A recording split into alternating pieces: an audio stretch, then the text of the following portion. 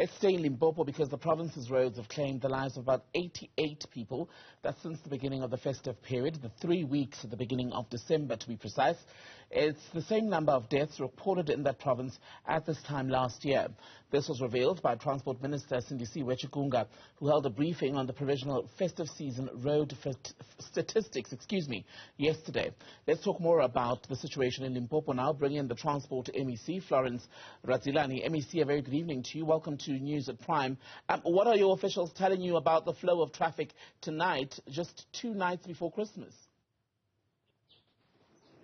Good evening to you and all the listeners. Thank you very much for having me. Let me indicate that we are experiencing a high volume of traffic, especially on the N1 North until Beit Bridge. I'm talking about from Kranskop until Beit Bridge. And we want to plead with our motorists to be patient because as we experience this high volume, there are those who are impatient. They start to create lanes that are not existing, especially when they approach toll gates.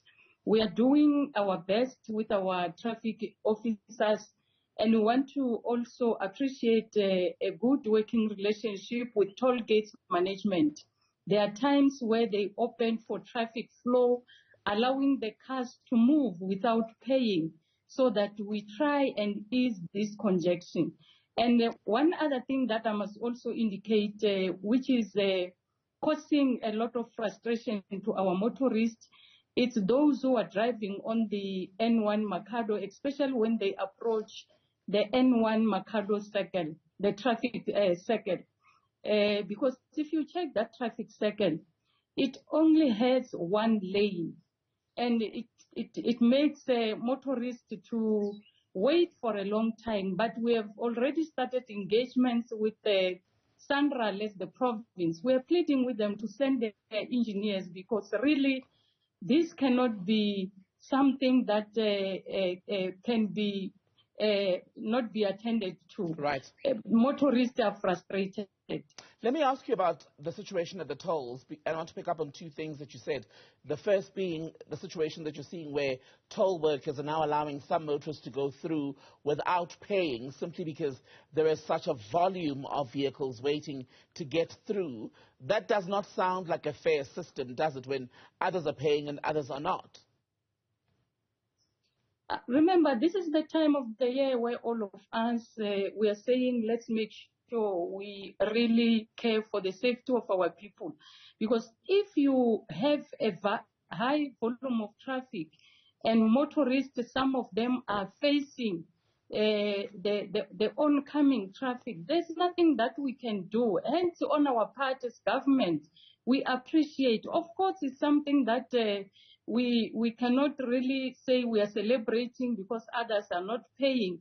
But all this is measures to try and make sure that we save lives. But it sounds, ma'am, pardon me, ma'am, it sounds like a failure to manage the situation. If, as you're saying, you've got people facing oncoming traffic, to me it rings 2 bells: lawlessness and a failure by the people responsible to manage the situation. And I use the word failure because Limpopo knows that you experience these traffic volumes every year in December. Why weren't you prepared?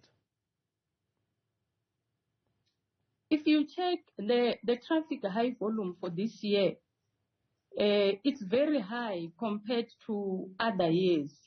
And one other thing, I don't think I will agree with you when you say Limpopo is failing. Because in all the areas where we experience these problems, like when motorists are about to approach Makado, you will see we have deployed number of traffic officers. And when motorists are approaching toll gates, they start to create lanes that are not existing. It's something that we are trying our best to plead with our but not succeeding. Don't put your life in danger. But you're not succeeding. If that is continuing, it means the officials are not succeeding in getting it under control. So that's a failure, because those lanes, as you're saying, end up facing oncoming traffic, endangering people who are basically trying to get to where they're going in the opposite direction, so much so that the intervention that you're talking about is allowing people to get through the toll gates without paying. How do you even decide who pays and who doesn't? Like I'm saying to you, for me, it's not a failure. When we engage the toll gate management, it's because we are trying to put other measures in place to say, let us try to assist the motorists. And also another issue is to urge our motorists to be patient, because when you are not patient, you try to create another lane. You create problems. So we can't say we are failing. On our part, we want to appreciate, because though there are motorists who are listening to us. Hence, when you check accidents that are happening on the N1, it's something that we say we are trying our best, because also when you check in terms of our fatalities statistics, the number has gone up because of pedestrians, and those pedestrians are not on the N1 route. They are in villages. Hence, we are saying we are trying our best as the province. For me, it's not a failure. Okay, let me talk to you then about something else that usually happens in Limpopo at this time of year, the pilgrimage by ZCC members, the two churches, both based in Limpopo. Am I right to say at least one of them is not fully open from the restrictions that were imposed during COVID? And please correct me if I'm wrong, but if that is the case, how much is the reduced flow of people who are traveling for religious purposes helping you in trying to get a handle or manage the traffic situation? They are assisting us a lot, because if you check in terms of the traffic volume, especially on the road to Moria, you will fully concur with me that the high volume compared to other years, I think it's something that we can say really, for the church not opening, it is also assisting us a lot as a province. So we are trying our best together with all our stakeholders.